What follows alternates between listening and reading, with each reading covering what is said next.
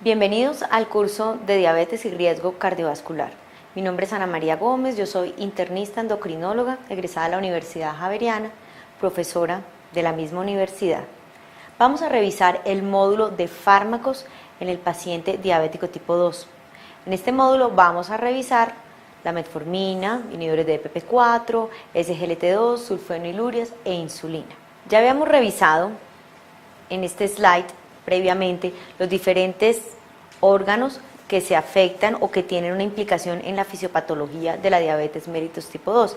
Y es importante que lo volvamos a retomar, como yo les había mencionado, porque dependiendo cada órgano es donde va a actuar cada fármaco. Entonces, es importante retomar que el tracto gastrointestinal, con alteración de las incretinas, a nivel renal, la reabsorción de la glucosa, la alteración de la célula beta con la secreción de insulina, la célula alfa con glucagón, son aspectos importantes. Si tenemos esto claro, vamos a entender el porqué de cada fármaco en el manejo del paciente con diabetes. En este slide podemos ver los mismos puntos y dónde actúa cada fármaco disponible en este momento. Ustedes pueden ver cómo en el tracto gastrointestinal, por el efecto alterado, la disminución de las incretinas, vamos a tener los diferentes fármacos que actúan en este objetivo terapéutico, como son el GLP-1, los análogos o agonistas de GLP-1, las incretinas, también mediadas por inhibidores de DPP4. Entonces, si miramos tracto gastrointestinal, ya vamos a tener claro cuál va a ser el efecto de los inhibidores de DPP4 y los agonistas del GLP-1. Si miramos el riñón, que ya habíamos hablado en la fisiopatología, donde hay un aumento de la reabsorción de glucosa, en este punto crítico van a actuar los inhibidores del SGLT2, que son los cotransportadores encargados de esta reabsorción. El músculo. Fisiopatológicamente habíamos hablado que había una disminución de la captación de la glucosa mediado por la resistencia a la insulina. ¿Ahí qué fármacos actuarían? GLP-1, tiazolidinedionas. Lipólisis, tejido graso, aumento de la lipólisis, las tiazolidinedionas. Sistema nervioso, que no lo mencionamos, tienen que ver también el GLP-1, donde hay una disfunción de la neurotransmisión. Los agonistas del GLP-1 nos van a ayudar en esta alteración a nivel hepático. El aumento de la producción hepática de glucosa, que es la principal causa de hiperglicemia, la metformina, que lo vamos a revisar, el GLP-1 también. Los inhibidores de DPP4 en una menor cantidad también tienen impacto, las tiazolidinedionas. Si miramos en la célula alfa, GLP-1, en la alteración en la secreción de glucagón, en la alteración o la disfunción de la insulina por la célula beta en el páncreas, sulfonilurias, inhibidores de DPP4, el GLP-1, tiazolidinedionas. Entonces, si ustedes ven los diferentes puntos que están implicados en la fisiopatología, van a entender también el mecanismo y el beneficio de cada fármaco en cada aspecto principal de la intervención del paciente con diabetes y cómo estos fármacos, al tener mecanismos de acción diferentes, se complementan.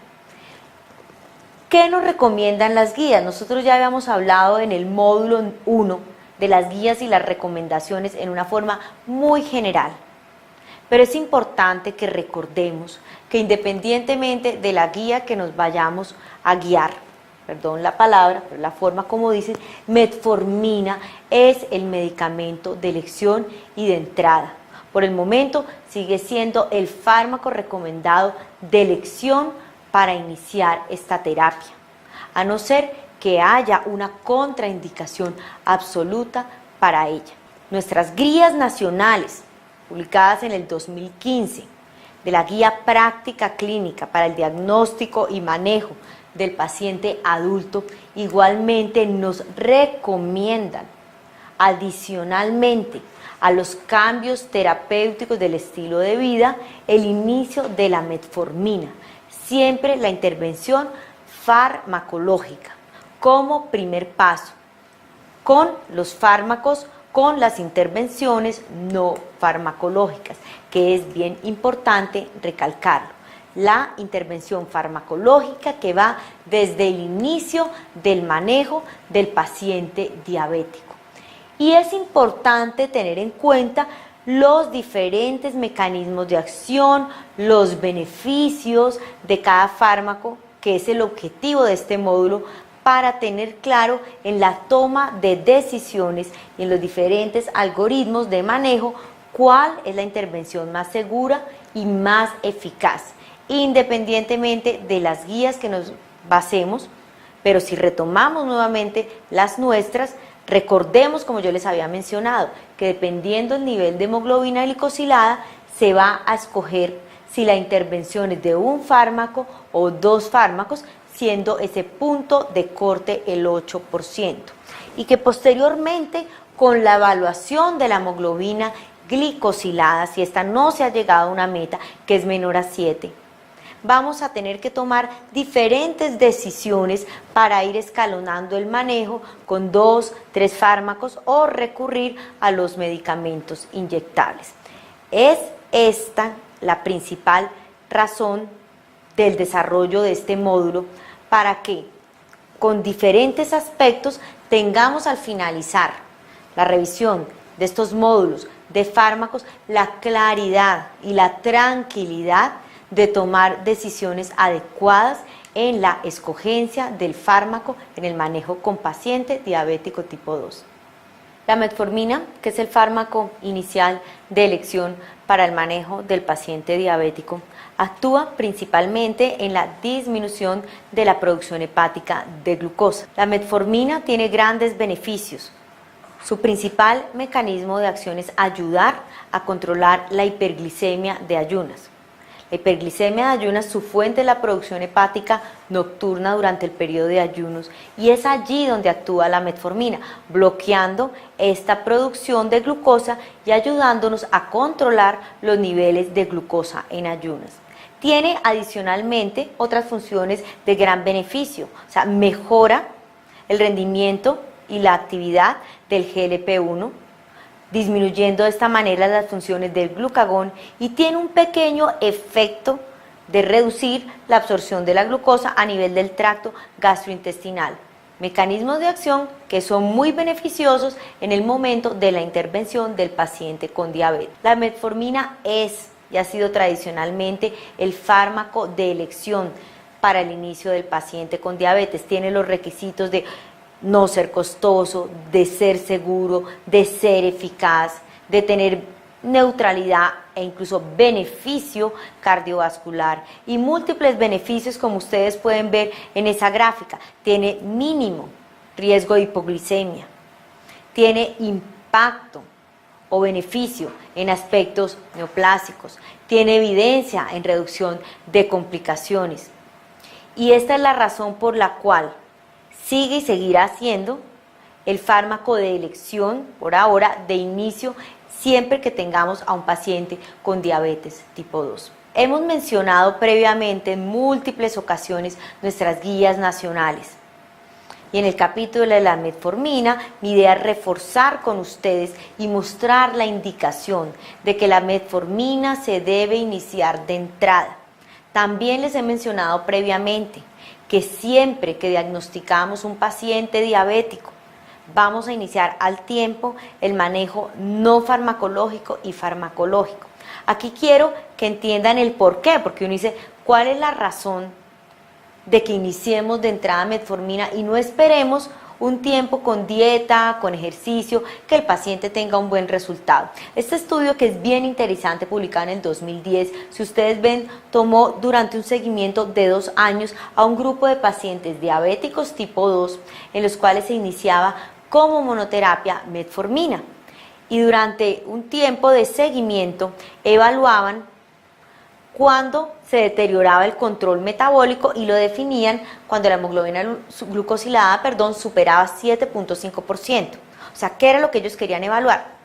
¿Cuánto tiempo duraba siendo eficaz el inicio de la metformina, la intervención con metformina, o al cuánto tiempo un paciente requería la adición de un segundo fármaco? ¿Y cuál fue la conclusión de este estudio?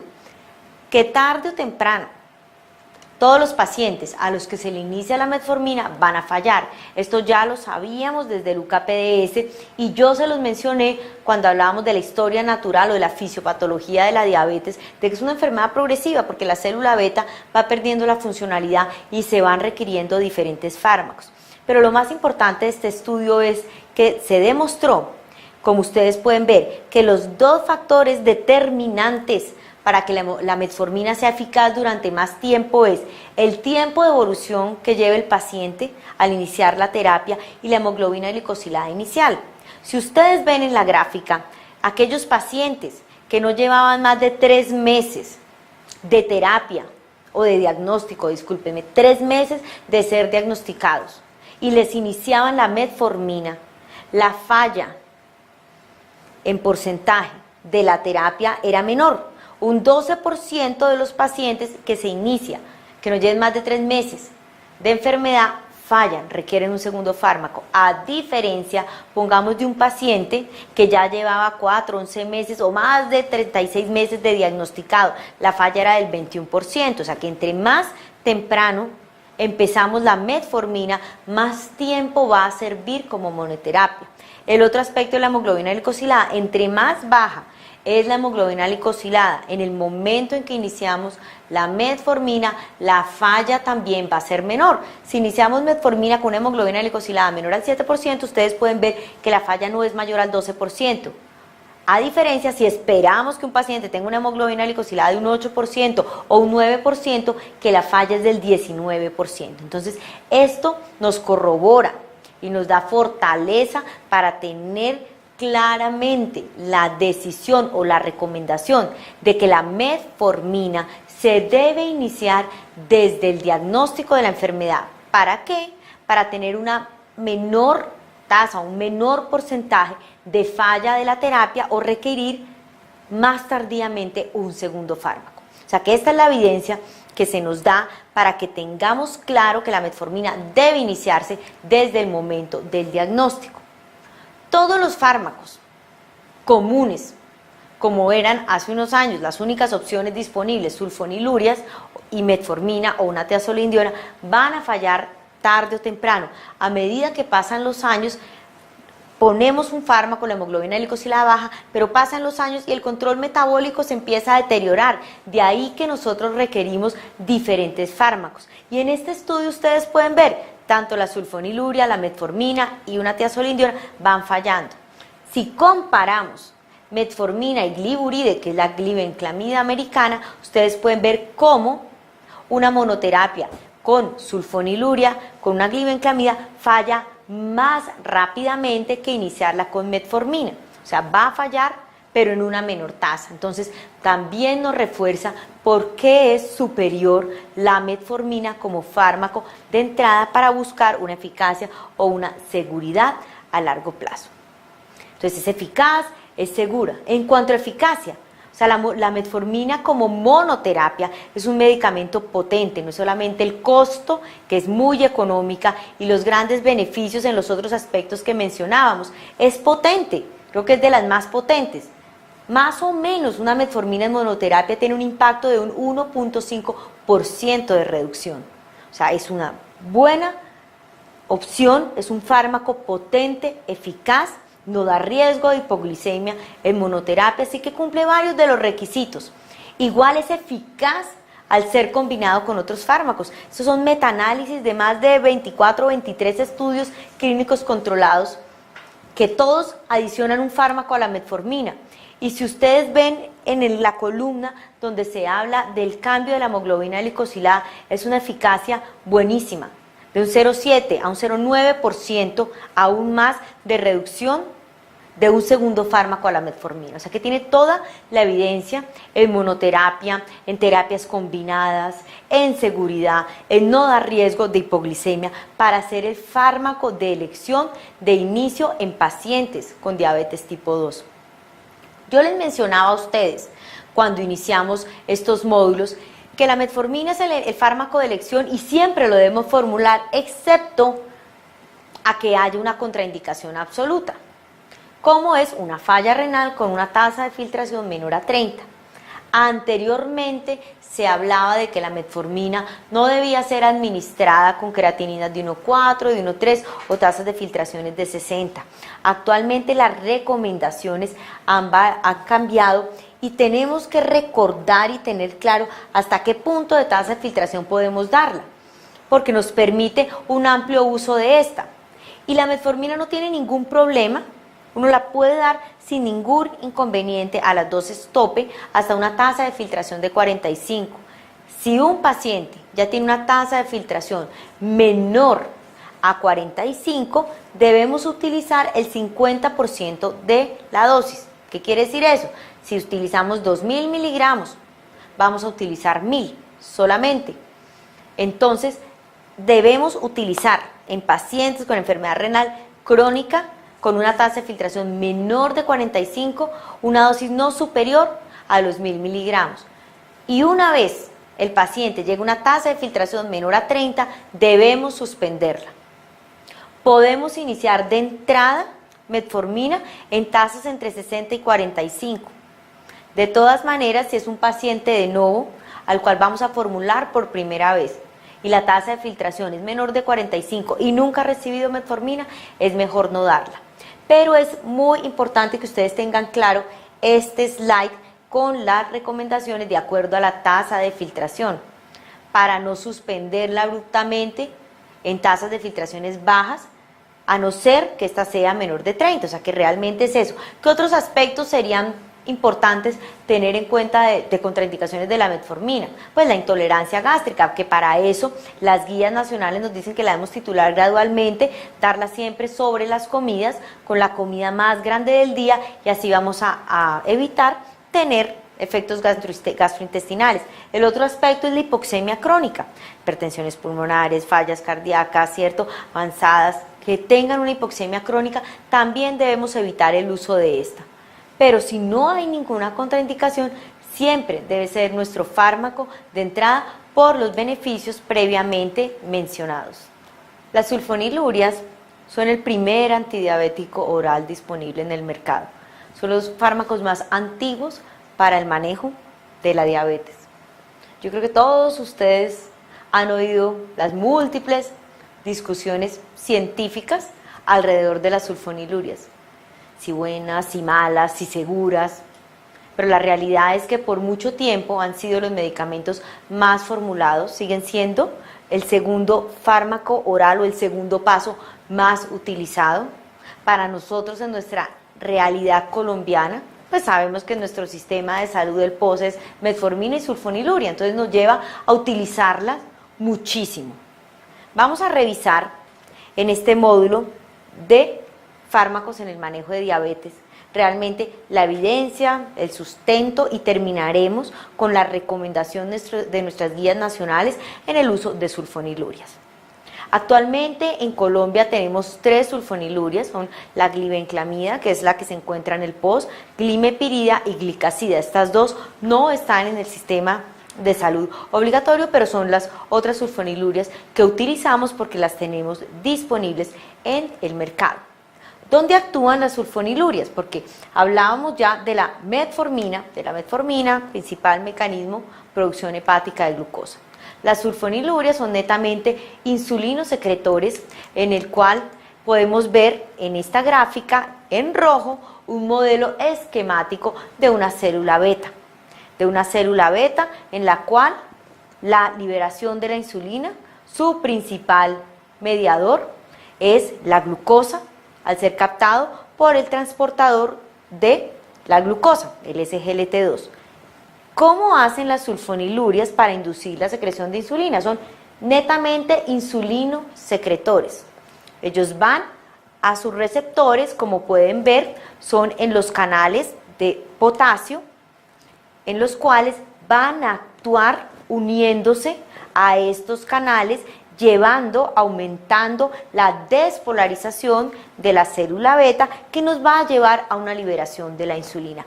Este es el mecanismo de acción y es importante tenerlo en cuenta y en claro cuando comparemos los otros fármacos que actúan en la célula beta e inducen secreción de insulina.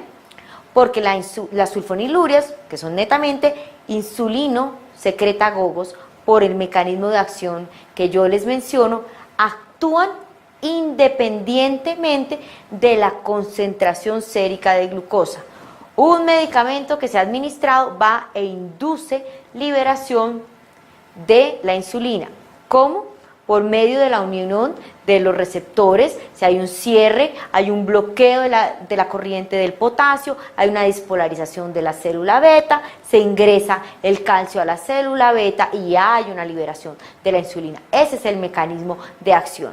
En esta gráfica de los diferentes órganos implicados, o el octeto ominoso, o los diferentes órganos que se ven afectados en diabetes, podemos resaltar cómo sulfonilurias actúan a nivel del páncreas, célula beta, en el aspecto de disminución de la secreción de la insulina. ¿Cuáles son sus beneficios? ¿Cuáles son sus utilidades? Importante recordar que las sulfonilurias vienen en presentaciones diferentes, concentraciones diferentes, y su formulación varía. Glibenclamida, que es la que más se utiliza en el sistema de salud, que viene en presentaciones de 5 miligramos, ahí viene su dosificación, pero lo que yo quiero que nos centremos es en que vean la excreción, es netamente de excreción renal, así que no es recomendable, hay que tener muchísimo cuidado y se nos pasa que si por X o por Y motivo decidimos formular sulfonilurias, tengamos en cuenta la tasa de filtración por el riesgo que hay de un acúmulo de estos medicamentos, y ya saben cómo es su mecanismo de acción y van a perpetuar esta liberación de insulina, va a acumularse y hay un riesgo alto de hipoglicemia. Y ustedes ven que dependiendo de la sulfoniluria que estén utilizando, la excreción renal varía entre un 50 y un 90% por vía renal. ¿Cuál es la eficacia? Son altamente eficaces. Yo les mencionaba cómo los estudios de monoterapia de una metformina nos hablan que en monoterapia es un 1.5% reducción de hemoglobina glicosilada, y estos son metaanálisis de los diferentes estudios de sulfonilurias, y ustedes pueden ver cómo en monoterapia es muy similar a la metformina, en 1.5% en reducción de la hemoglobina glicosilada, o sea que es un medicamento eficaz. Pero miremos los otros aspectos donde empieza a hacer diferencia, las dos reacciones adversas más comunes de la intervención farmacológica de un paciente con diabetes. ¿Cuál es el riesgo de hipoglicemia y cuál es el impacto en el peso? Si ustedes ven en hipoglicemia, si comparamos sulfonilurias con cualquier comparador, hay un mayor riesgo, siempre 2-3 veces mayor, de presentar hipoglicemia asociado con la sulfoniluria que los otros fármacos. Y el peso, siempre se habla de un incremento entre unos 2 a 3 kilogramos de peso con sulfoniluria versus los otros fármacos comparadores. O sea, ¿qué es el costo de la eficacia que nos da la sulfoniluria? Un mayor riesgo de hipoglicemia, porque es una realidad por el mecanismo de acción, si ustedes ya lo recuerdan y lo tenemos claro, que es la hipoglicemia y el aumento de peso. ¿Cuál es la indicación para nosotros, de acuerdo a nuestras guías nacionales, del uso de una sulfoniluria?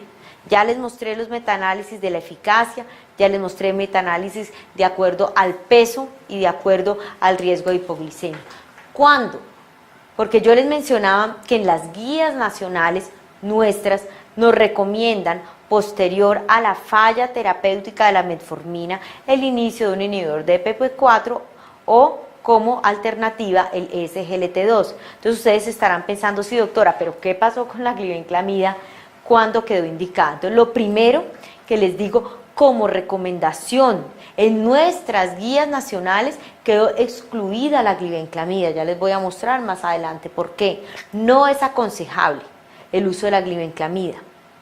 Si vamos a utilizar una sulfoniluria, debe ser o una glimepirida o una glicazida, y solo va a ser utilizada las sulfonilurias cuando esté contraindicado el uso de inhibidor de DPP4 o de un SGLT2, y adicionalmente cuando la hemoglobina glicosilada esté superior al 9%. ¿Por qué con este valor? Porque con valores menores de hemoglobina glicosilada no se considera que sea muy segura por el riesgo tan importante de presentar hipoglicemias severas asociadas a su uso.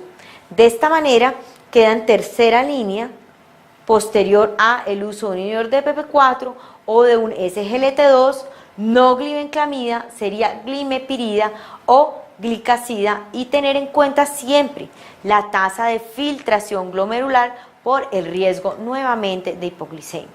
Y ustedes estarán preguntando por qué esa posición ante las glibenclamida o ante las sulfonilurias. Pues la realidad es que aunque aún no está el resultado de un estudio clínico controlado comparando el riesgo de muerte de una sulfoniluria versus otros fármacos tipo inhibidor de PP4, el análisis de estudios que no son diseñados para este objetivo, pero que han valorado mortalidad, han demostrado que realmente hay un riesgo, hay un aumento en el incremento de mortalidad cardiovascular en los pacientes que se encuentran expuestos a sulfoniluria, como pueden ver acá, está en un 92%. Y cuando se han hecho los análisis por fármacos, es fuertemente asociado con la glibenclamida. Acá en esta gráfica ya no es mortalidad cardiovascular, sino mortalidad total, es 2 veces mayor con el uso de las sulfonilurias. De esta manera, que no queden como primera opción a la falla, a la metformina, sino nos quedan después de tercera opción, después de 2 o 3 otras opciones significativas, y la glibenclamida no se deja porque cuando se hacen los análisis, dependiendo de las diferentes sulfonilurias, el riesgo es mayor con esta.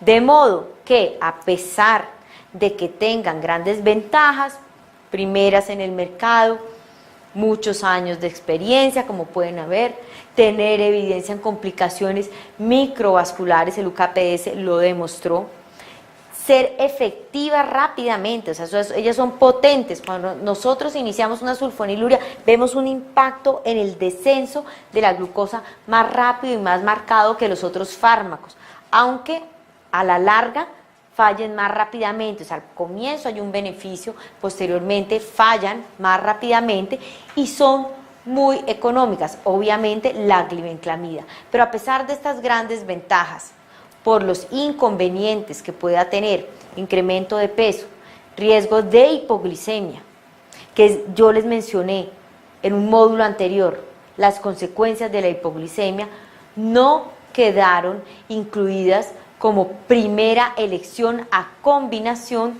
con monoterapia en nuestras guías.